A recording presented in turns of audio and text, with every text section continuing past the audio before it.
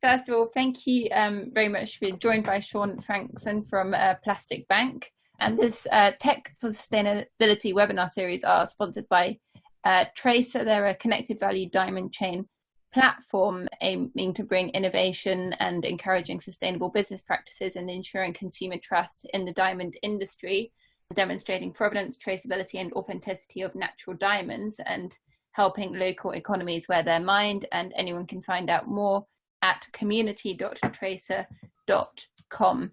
Sean Frankson, who is the co-founder and CTO of Plastic Bank.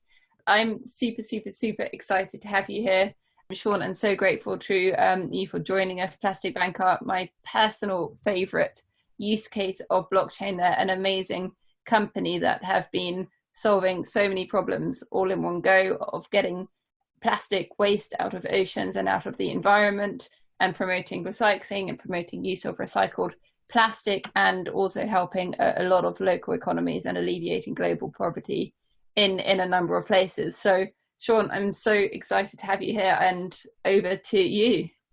Thank you for joining us. And there we go. Perfect. So for a while, we've really been looking with an entrepreneurial lens at this ocean plastic problem. And, it's interesting, we call it a plastic problem, but the more we looked at it, the more we realized that it's a human problem. And, as an entrepreneur, I'm so inspired by the fact that I think so much of the world's challenges can be solved with code. And we can use technology to start, really having these exponential challenges become possible. And when we started to look at how is this happening? How is ocean plastic becoming such a problem?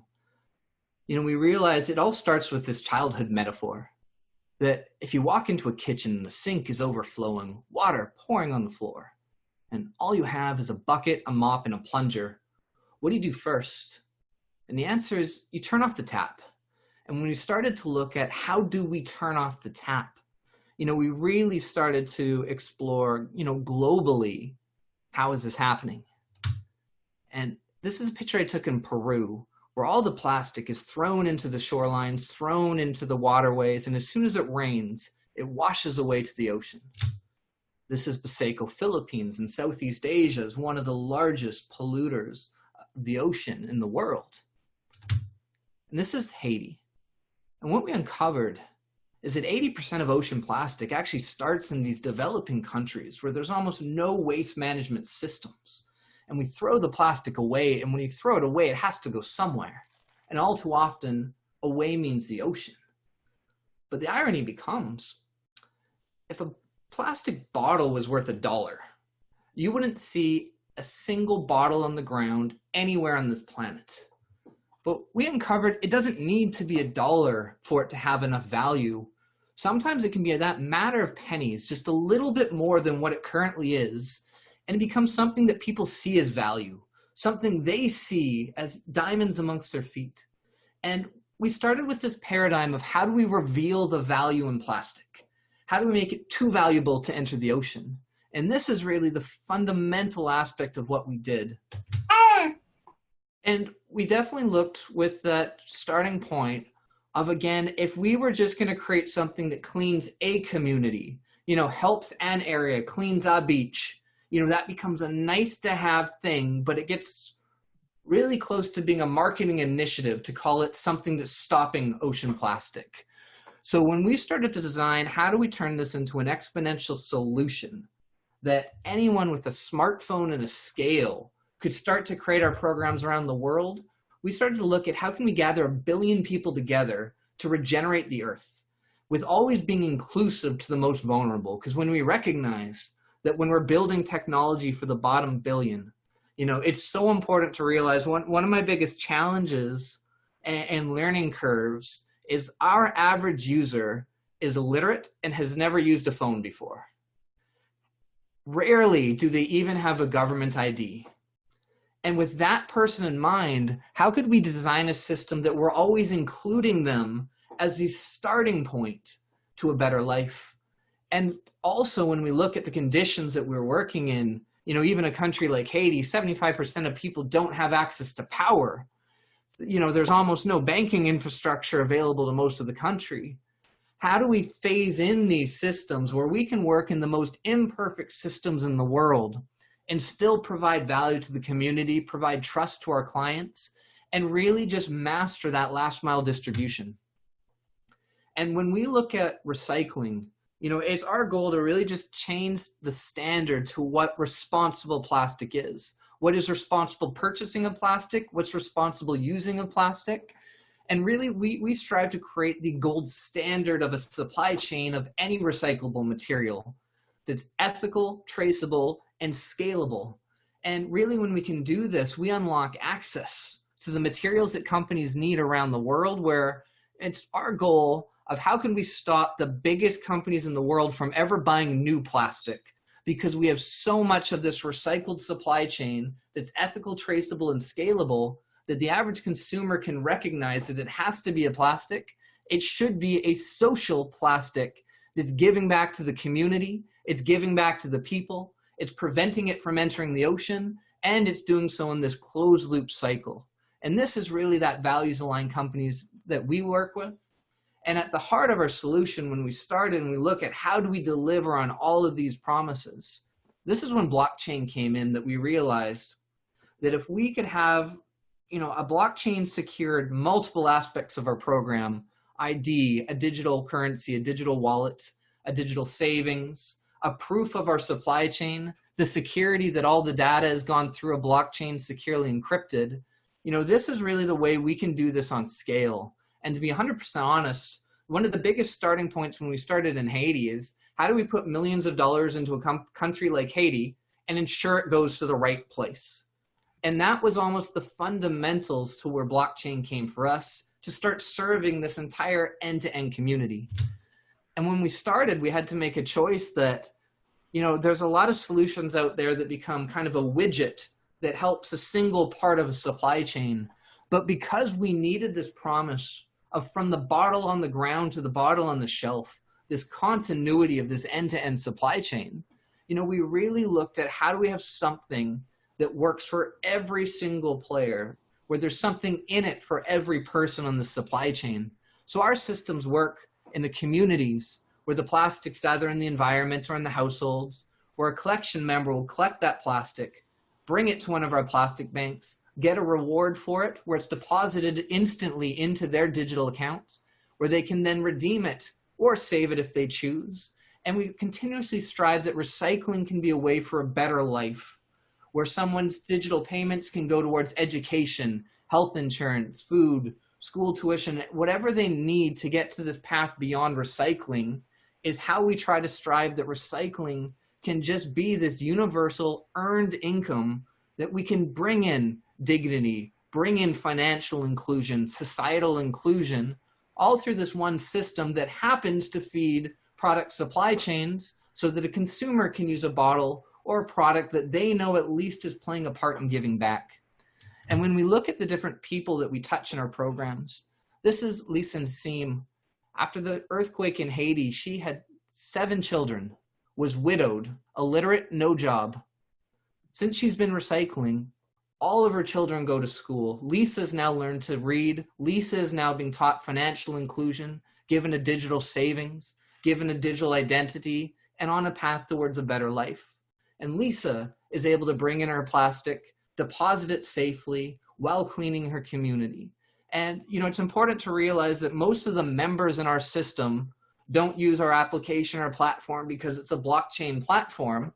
That just happens to be the foundations for what allows the trust, the security, and everything to work. But for them, it's hope. For them, it's inclusion, and them, it's pride and it's dignity. And we work with all kinds of collection members. We have full-time collectors like Lisa.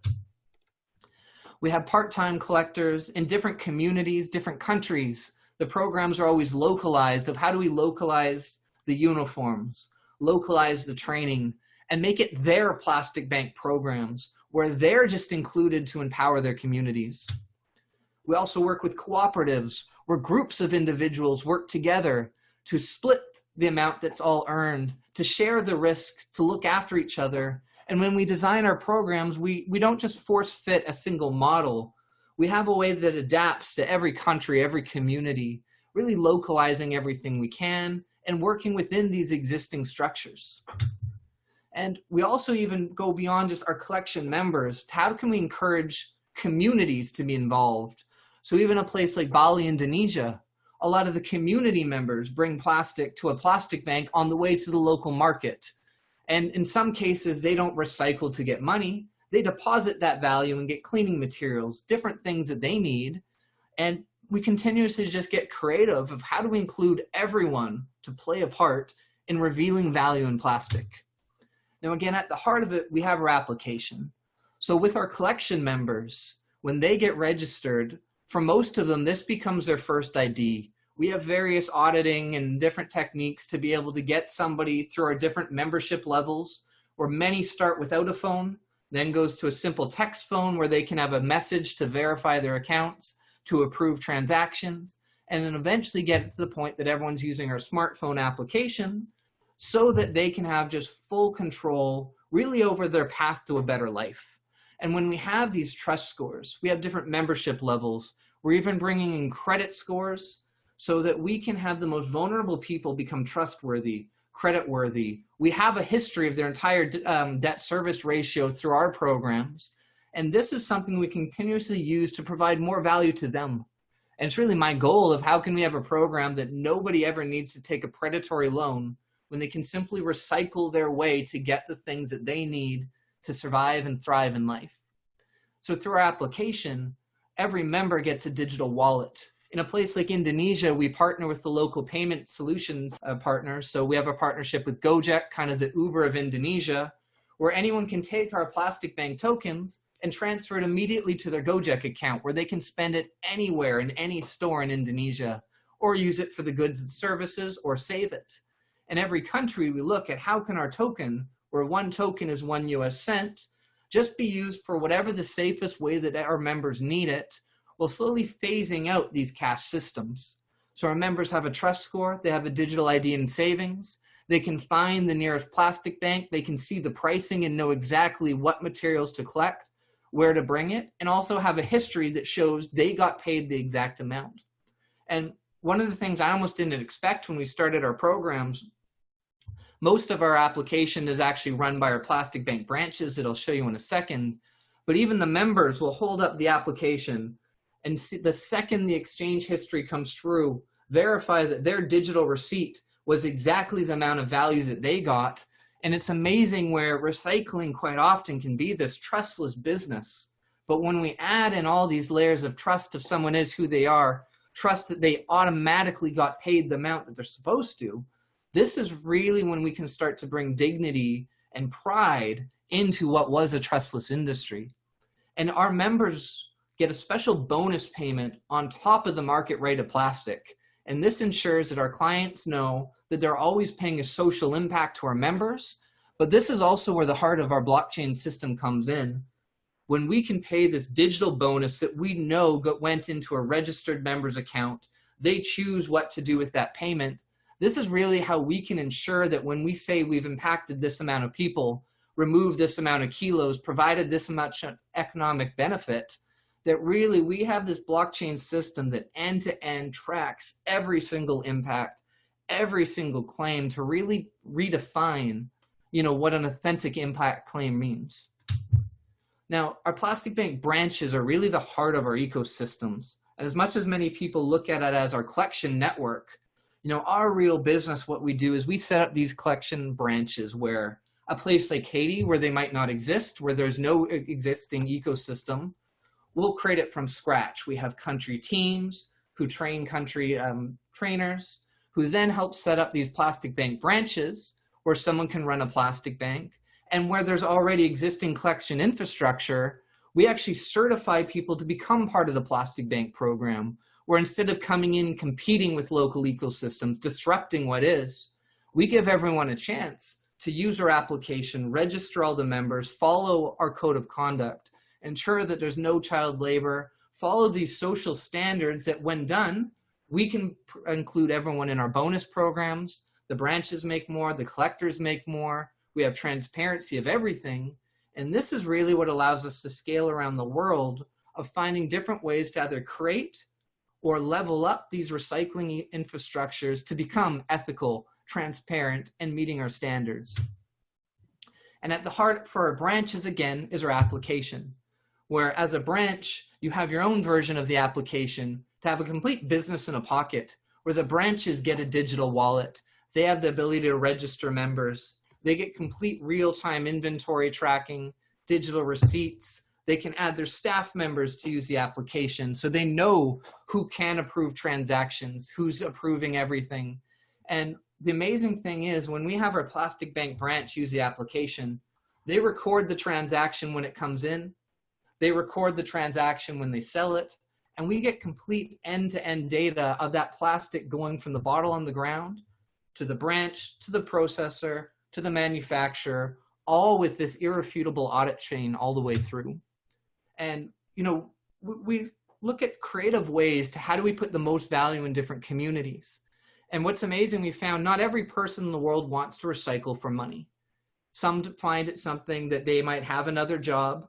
But when we include these market style stores where someone can go in and know that the food they need, the cooking fuel, the necessities, it's free when they take this plastic at their feet. And when they can deposit, store it in a digital savings, for many, our digital savings becomes the only savings in that community where they can safely store it, and when they need it, be able to take it out as they require. But also, most importantly, many women in developing countries, if you take money home, you can't guarantee that money goes to where it needs. But when you can have a safe digital savings account, you can provide for the family, which is where most of our programs really focus on empowering women to get trained, to get using the technology, to get into this path to the career beyond recycling. And we really look at how can be one of the world's largest female empowerment programs for women in developing countries. We even try to look at this closed loop nature of how can we train people not just to have throwaway products in these throwaway regions, but learn about closed loop programs to bring in your own materials, deposit that value, and refill bottles and use reusable, refillable products whenever we can. And this is where we look, when we talk about a root cause solution, we look at how do we include the communities, how do we become a community center? And somewhere like Haiti, when we're solving last mile problem solving, where there's no Wi-Fi, no power, we bring in our own solar power, which then gives us Wi-Fi, solar power, cell phone charging, which then enables the fintech solution to be available to the community, but also it becomes the community's only source of lighting. And when we're welcomed as a community project, not just some foreign entity trying to set something up, the community protects and the community looks after the entire Plastic Bank program because it's their program, not ours. And when it's welcome and endeared by the community, this is when we can slowly start to raise the awareness of what we're doing, why recycling is important, and start introducing technology into these communities. And I know quite often people say fintech doesn't work for the bottom billion.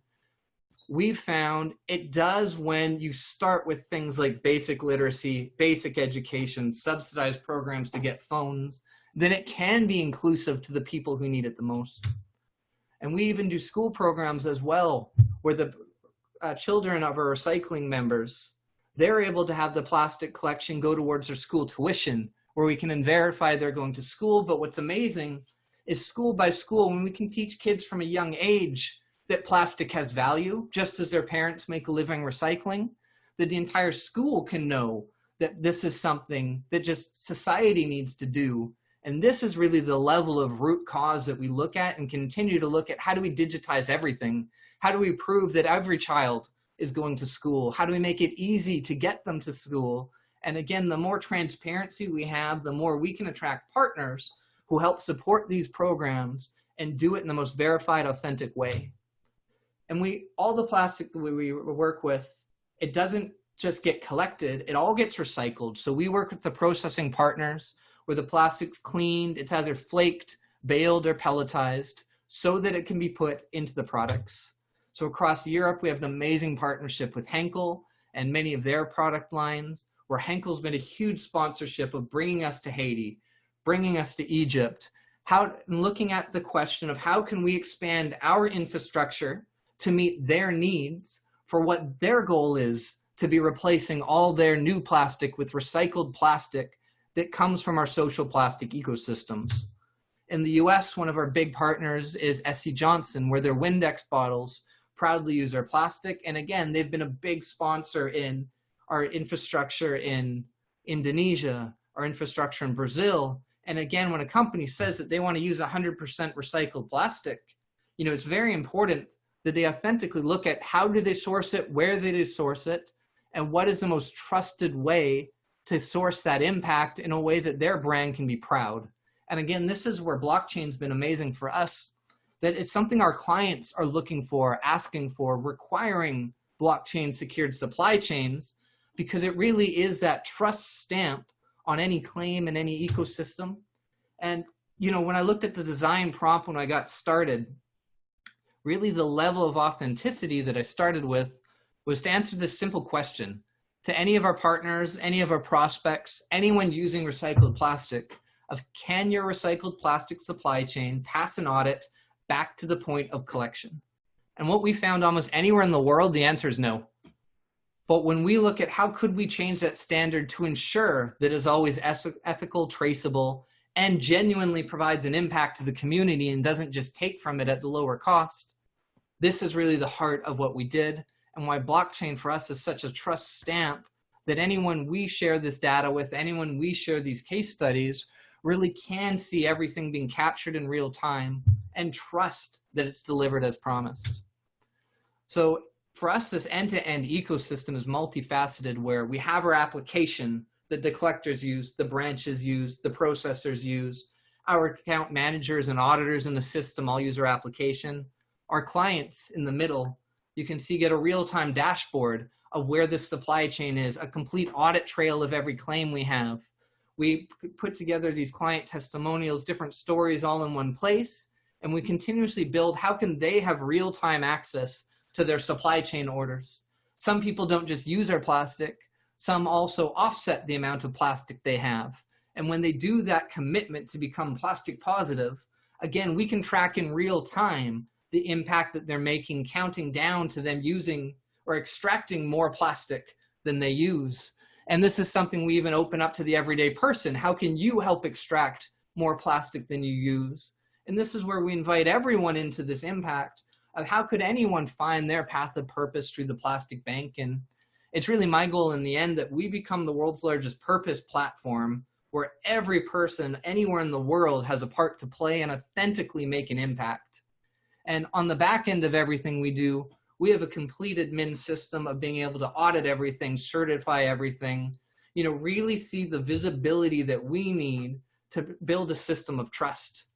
And when I talk about the special bonus program that we have, when we invite different locations in, our teams can see exactly, with our trust scores, how healthy our branches are. We have different ratios to be able to see, is everyone following our rules? Is everyone following, our needs and requirements to be trusted in our ecosystem? So again, when we work in these most vulnerable areas of the world, we can just fully guarantee every single thing is working towards this path of being a plastic bank certified ecosystem, that all of these promises are delivered as promised.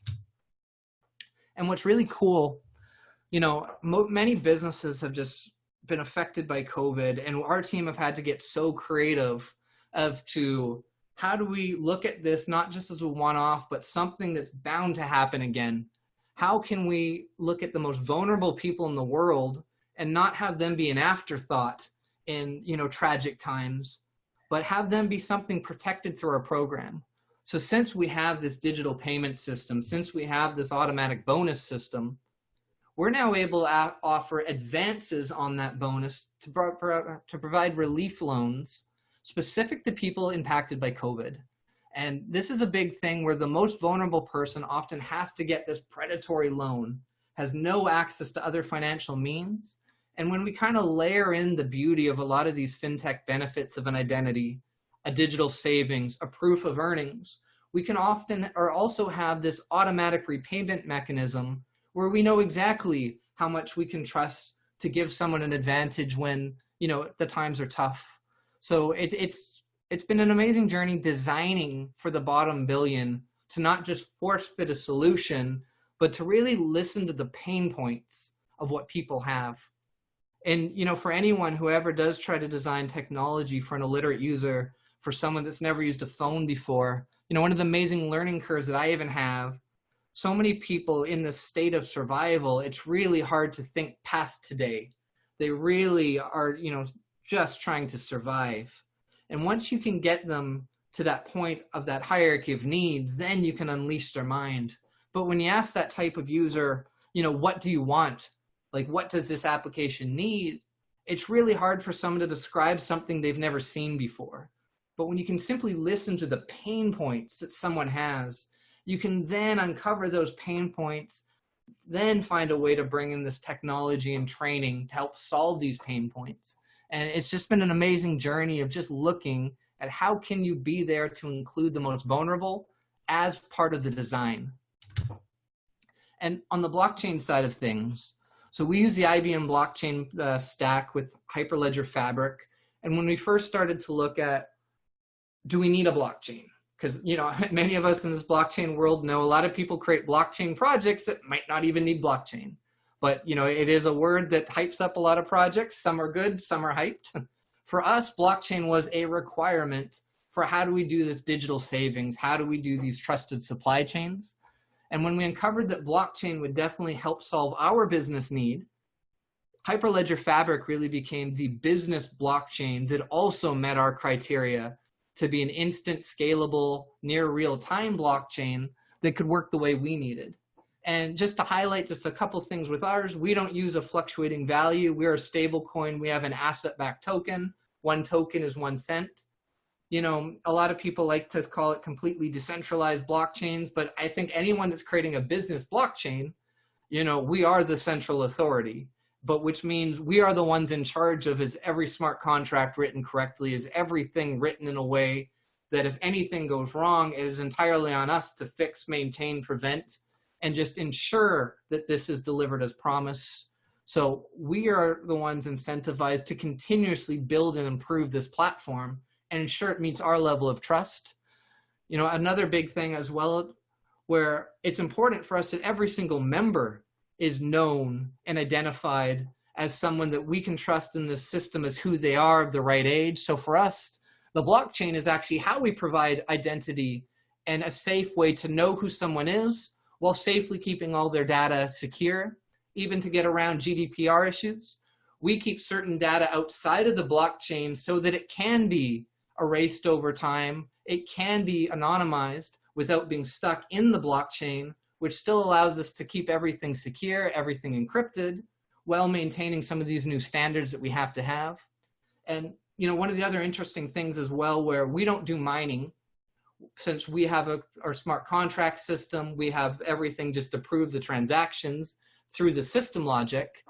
What's amazing, you know, there's so many myths about blockchain where I've once had someone email me and say, you are a hypocrite. You think you're good for the environment, but you're using blockchain. And, you know, it floored me at first, and I asked my team, what is the energy use of our blockchain? And what we found is, yes, obviously mining Bitcoin uses a huge amount of energy. In fact, Bitcoin uses about 20 million times more energy per transaction than we use. And when I asked the team, what does that mean in real life? A transaction on our network is actually 1/10 the cost of sending an email. So when we look at the way we can program things to be low energy, to be highly efficient, you know, it's amazing to not allow the world just to see Bitcoin as blockchain, but to really take a business case for what is the business problems you're trying to solve, and can blockchain be a player in it? You know, and I always like to say that we are not a blockchain company. We're a company that uses blockchain to solve a very critical pain point in our operations, and it really plays in quite nice. And, you know, this is really where I'll just end, just on the notes of, you know, over time we've seen such an evolution where, you know, there's a time that businesses could do bad and that was just normal. We're now seeing this world where it's a bad practice to get caught doing anything bad. And people sometimes just try to play that line of doing a little bit good. And we're just moving into this world now where a lot of companies are looking at what is the right way to do it. You know, to have a purposeful company to actually give back is starting to be one of the only ways to even attract good employees nowadays, let alone customers. And we've seen this shift where a lot of people are even trying to go beyond sustainability and really moving to this regenerative economy, where how could a business make the world better for it existing? And we're just such a believer, if everything we do could be regenerative, to not just be equal, but to make everything better than it was before.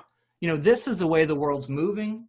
And I really hope in this world of COVID, where we had a pre-COVID, we have COVID, when we look at the world after COVID, how could the world look at this regenerative approach where there's a chance to make everything better than it was before, not to go back to the way it was? And this is something I encourage, you know, any entrepreneur to take that challenge of how could we do it differently going forward. Well, thank you so much, Sean. That was amazing. Have companies been approaching you from a social side, or has that been outbound in terms of your No, great question. Companies? Yeah, so for us, it definitely, let's say, so this is pretty much our 7-year anniversary, I should say. About a day or so ago is when the idea came around and we started creating the company. When we started, you know, 7 years ago, the world was not, you know, on this ocean plastic trend. Like, this is only probably about 3 years ago that ocean plastic has become big. So when we first started to learn how to do this, we really had to convince companies that anyone would care about ocean plastic. Then we got to this kind of tipping point that once we did get started, did get a couple product lines on the shelf, you know, then it became other people seeing this real life case study where we weren't just talking about a theory. We weren't just talking about something we're trying to do. You know, after our first couple product lines, after we launched in Haiti, it then became real for a lot of other companies to recognize that, wow, there is a right way to do and it's working, to which then kind of had that tipping point where now today we get blitzed with companies coming to us, assessing if this is the right way to do. But I would say for us, you know, it was a 5-year journey of trying to convince the world that, you know, it could work. It works as planned, works as trusted. And only in this last year that, you know, the case studies, the proof of concept has been so out there that it's now safe almost for companies to come to us as a recommended solution. What is the price difference between the recycled plastic and if a company were to buy new plastic? Do you have any statistics about that? Yeah, I mean, it varies quite a bit. What's interesting, it used to be directly correlated that recycled plastic was about 20% less than new plastic. But after peak oil and plastic crashing down, it's kind of decoupled from that price, because most big companies in the world have said that by 2025, they will use 100% recycled plastic, and have come to learn that there is not enough recycled plastic for all the companies who've committed to use it. It's actually overpromised by about 10 times. Right. So the great thing, especially right now where oil prices have plummeted, recycled plastic hasn't, because companies had realized it's not about using the cheapest. It's literally about using the acceptable kind. The label. Yeah. So nowadays it's decoupled from that price. So it depends on the price of petroleum, really. Right. But for us, it becomes nearly the same price of using recycled plastic, because we just, you know, cut out some of the middlemen in the process and ensure that value goes right to the collectors and right to these support systems. So once it's done over scale, it's usually about the same price of using recycled plastic and kind of the added auditing reporting on top of that. No, interesting. Thank you. And in terms of the plastic, is there a difference in quality or application or anything like that? Yeah, what was amazing, I thought that would be one of the hardest things when we started. So when we did our very first pilots, we actually took shoreline plastic from Alaska, hand sorted it all by type, by color, recycled it, and the quality, once fully sorted, was the same as if it came from a municipal recycling stream. Mm-hmm. And with our programs, since everybody hand sorts it at the time of collection, you know, the clear PET never gets mixed from that point. The green PET never gets mixed, which makes it completely recyclable and usable. It's when you get mixed plastic all together that you can't separate it that's, you know, the big challenge. But for us, when someone brings in, say, 50 kilos at a time, that's the easiest time for someone who does this consistently to ensure it's always sorted right. So for us, that quality has never been an issue because of that sorting, then further sorting at the branches, further processing. So it actually works itself out naturally to be a highly recyclable material. And that's because people are being incentivized to do exactly that, to go through it. And yeah, it's incentivized to really just keep it clean and sorted from the start. it's our goal really to eventually get it that never touches the ground, that every household would segregate it and either bring it in themselves or leave it for someone who need it. And this will just create cleaner and cleaner streams. It just takes a lot of education, awareness, and really gamification of how do you get anybody to care and like take up that habit. Are you using Hyperledger Indy for identity? And he'd like to know more if you're using verified credentials, for instance, for credit scoring purposes. Yeah, so the credit scoring is something we're just looking into now. So yeah, we use our Hyperledger Fabric, and our dev team and my architect would know a little bit better about the exact tech part of what we're doing for the IDs. But it's something we'll also continue to evolve over time where, the more we figure out if there's a known standard for, say, every bank in the world to trust an ID, we were pretty adaptive to build that in. So right now it's all done with, Hyperledger Fabric and all stored within the chain code. But yeah, I'd have to get my more knowledgeable than I tech team to answer the deep dive on exactly which aspect we're doing the ID. Cool. Everything sounded like it went so smoothly, but she's sure there were hiccups. What were the biggest, or what are the biggest challenges and barriers and limitations to implementing what you've been doing? And then secondly, what is a potential for bringing blockchain and circular structure to developed and Western communities? For sure. I mean, biggest hiccup, let's say for me, was even the learning curve of how do you work with an illiterate first-time phone user and have something that's intuitive enough that works. But even what I found, even with working in developing countries, it was so hard to get user feedback, even from our own staff, even from our own team. So really a lot of just common ways you design technology, just, we had to really just redesign everything. So the learning curve to get this flow of feedback so that we could just be designing on feedback, that definitely took a long time. We had to learn to solve our own first mile problems where a lot of people don't have phones. A lot of areas don't have connectivity. And we just one by one had to learn, how do we bring in the access to Wi-Fi, the access to at least a central phone that could record everything. And once we kind of looked at how do we work in a broken ecosystem, where as long as our one branch has a phone and access, they can still record everything, give value, bring in this whole system and phase in all these partners we need to be a complete ecosystem.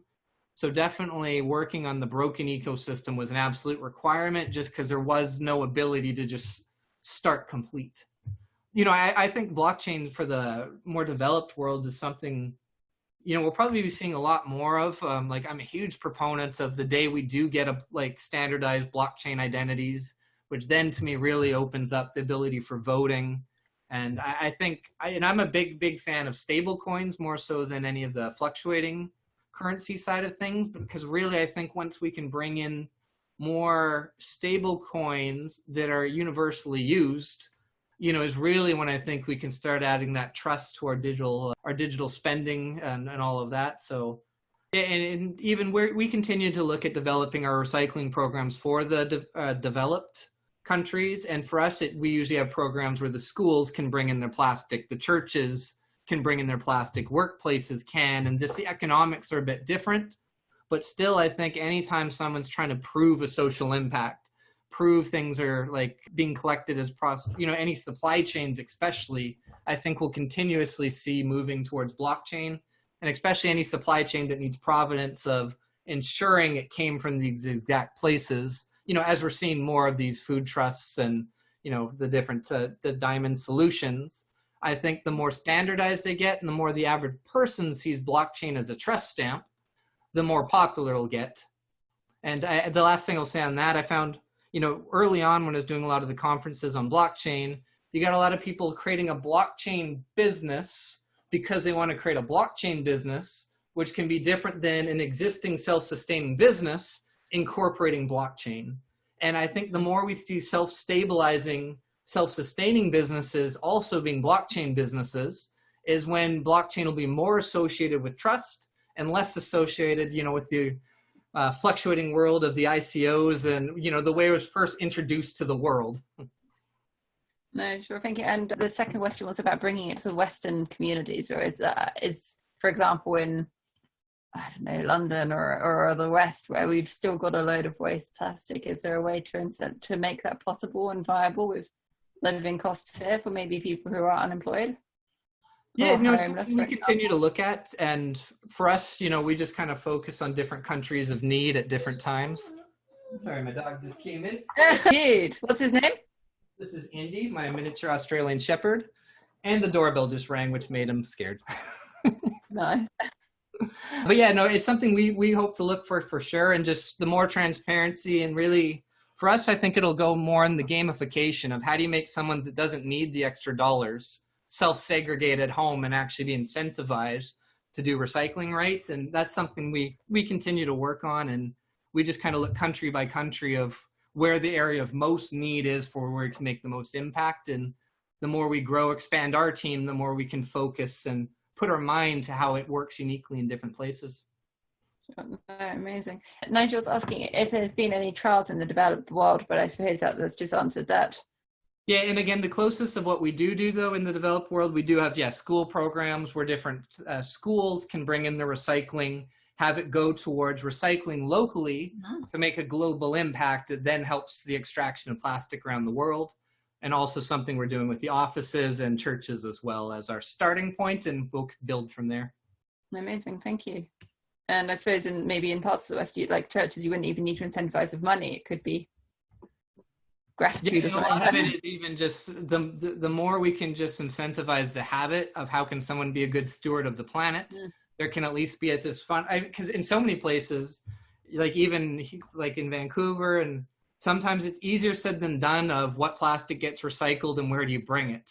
The more we can have clarity in that it goes to one place and goes to the right place, I think the more trust we'll have. Yeah, unfortunately, recycling's been one for so long. People have just shipped everything off to China, and that's been what most of the world calls recycling.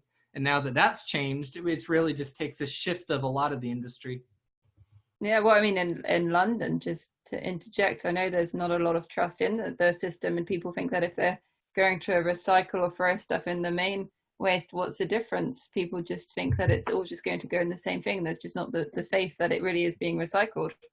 Yeah. So that would change a lot. Viev, just by way of intro, is founder of a company called AgriLedger, and they're using blockchain for Haiti about tracking fruit and vegetables and from there and from a few other places as well.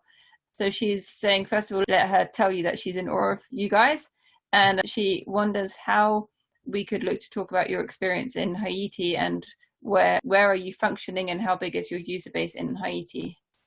Yeah, so we're all over Port-au-Prince. We do have some locations outside of Port-au-Prince, but mainly Port-au-Prince. You can definitely connect with me, Sean at plasticbank.com, and definitely any connection in Haiti, always happy to point the teams and see if there's some synergies for sure. What should people do if they want to set up a branch in a developing country?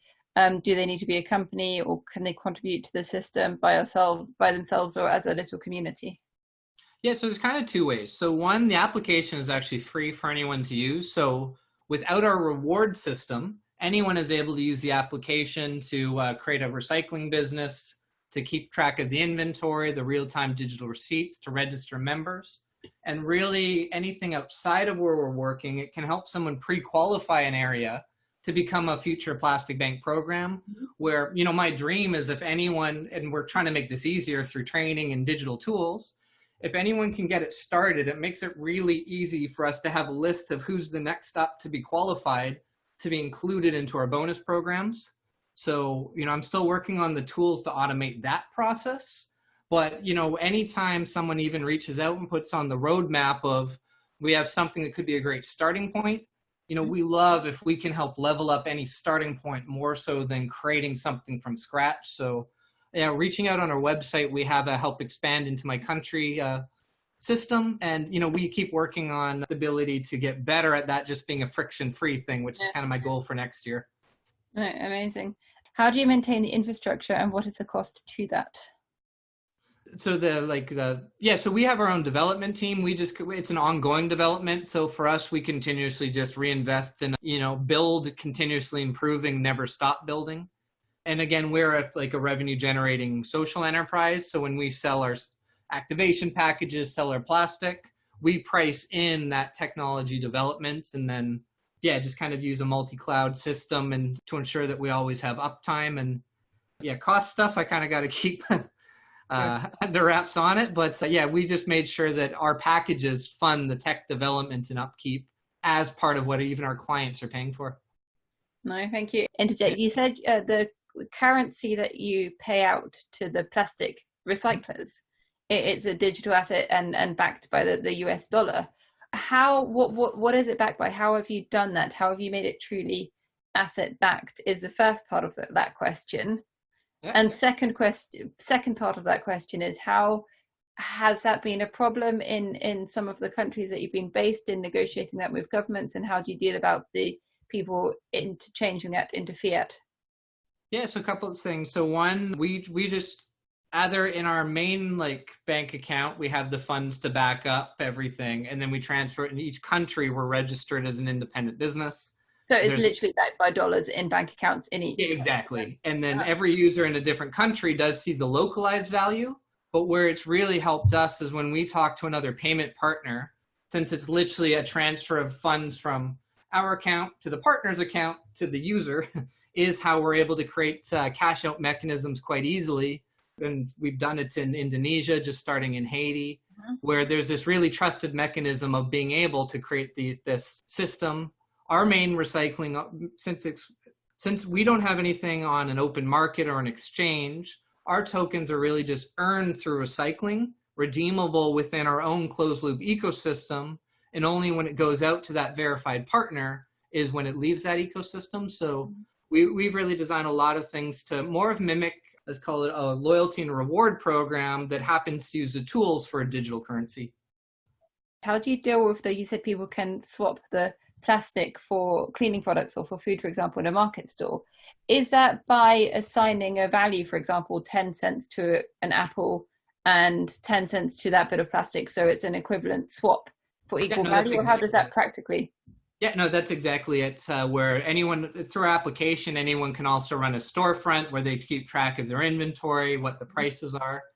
And where this gets really unique, though, is when we're able to, let's just say at a store, someone has a $100 phone that we're able to subsidize down to, say, $20. And any item, let's say that when we can get a subsidized price for a network, it then becomes would you like $1 for your plastic or a $5 item, for that same value? And our goal is, yes, there is the ability to get that cash out where you need it or transfer it. But, how might we have another option that's a much better value, such as discounted education, discounted insurance, things of necessity. And then in that case, that there's no need to cash out. There's simply get the best value for the plastic because we're able to have this partnership network. And that's been a lot of your work in building those partnerships with schools and local governments and so forth. Yeah, and for us, every community is a little bit unique, but it's really what does each community need is what shapes that system. Sure, thank you. And Genevieve is specifying that she means about the infrastructure in Haiti. So how specifically do you maintain the infrastructure in Haiti where the infrastructure is bad? Yeah, so Haiti's been our fun learning curve, and same with even when we started in Haiti. One of the decisions was if we can figure it out there, it'll easily be able to adapt to a lot of places. If we figured it out somewhere with much more advantages, we'd hit these walls that wouldn't work. So for instance, as I showed in the presentation for Haiti, we need to invite in the communities, bring in often the solar power, bring in the Wi-Fi so that we have this connectivity. We have local country managers who hire local staff. Everywhere we are, it's always these local teams empowering the local communities. And we never pretend that we could even remotely, manage the cultures and understanding of the nuance of how do you become locally welcomed, which is just a beautiful, beautiful work of our strong team in Haiti. Amazing manager, Sephora, who's figured out so much of how do you navigate that culture and, just do it in a way that feels right. And yeah, Haiti's one that now even we're just starting with a digital payment partner as well, which has been one of the biggest challenges, the country where most people don't have access to bank accounts. And now even that's starting to open up in Haiti, but about 4 or 5 years into it, it's starting to connect all the dots. Right. One more question about the sort of the plastic recyclers. How have you gone about getting those in each country. Has that been a marketing campaign from your side? And do you have limits on how many you can have? And do you have to employ them, or can anybody just go and pick any amount of plastic and bring that to you and earn money? Or how does that work? Yeah, so really it's kind of this network effect where it all starts when we have these processing partners who are able to actually take back the plastic, turn it into the required feedstock for manufacturing. And when we have that in place, then we just create these networks of our branches or certified collection points to which anyone who at least is registered of age in that country is able to sign up for a plastic bank and become a collection member. And if they're bringing it to one of our branches that are part of our bonus programs, they get that bonus program as a registered, in good standing, of age collector. And really, we try to be exponential, that there's almost unlimited amounts of people that can come and bring in the plastic, as long as we have these chains set up right. And what's next for you in terms of using technologies or in terms of growth? Yeah, it'll be fun. So by the end of this year, I'll have a full self-certifying system of just being able to have the full real-time auditability, even by third-party partners, to do our system. And after that, on the tech side, really looking and building digital training intended for the illiterate users and digital onboarding. So like the question earlier, how could, through various technologies, and literally might start needing to bring in AI and machine learning to some degree, of how can we onboard an illiterate user to fully understand the program, thrive in the program, and start it anywhere in the world. And I'm kind of excited on that next phase of, open-mindedly exploring every tech possible of what's the next way to add value to our members and, go really beyond blockchain, but start looking at that what's next. Mm-hmm. No, thank you. And do you have any countries lined up to expand into? Yeah, Egypt's the one we're just expanding into right now. And, for us, it's once we get one of our main partners who's looking to fund the region to get the infrastructure is really what targets our expansion right now. Mm-hmm. So we'll be going into Africa and Latin America kind of as that next, and continuing across Southeast Asia. And it just kind of depends which partners are looking for which areas. And quite often they're looking to how do they further close the loop of their manufacturing. So if they manufacture somewhere in the world, is there a way we can create a program that locally helps get that plastic to the manufacturer with the least amount of footprint? And sometimes that guides our expansion right now. But over time, to get creative and how could we remove that limitation and move quicker and faster, the bigger and better we get at scaling. Is there anything else you would recommend for people to read, research about recycling plastic in general? Yeah, I mean, we're continuously just in the process of building up even our own kind of library training program into our membership as kind of the next step on our website. But yeah, at plasticbank.com over the next couple of months, we'll be building out a lot of resources. And as I briefly mentioned too, just because of COVID, we've also brought up a relief fund to try to help people in these vulnerable communities. So as you learn about our program at plasticbank.com/relief, there is an opportunity to help pretty needy people right now, or any of our other ways to help just give back to the planet. Amazing. Well, thank you so much. That's been so interesting. So grateful to you, Sean, and grateful to everyone for the questions, and just amazing to hear so much from you. Perfect. Thanks. So thank you very much. Have a good day. You too. Bye.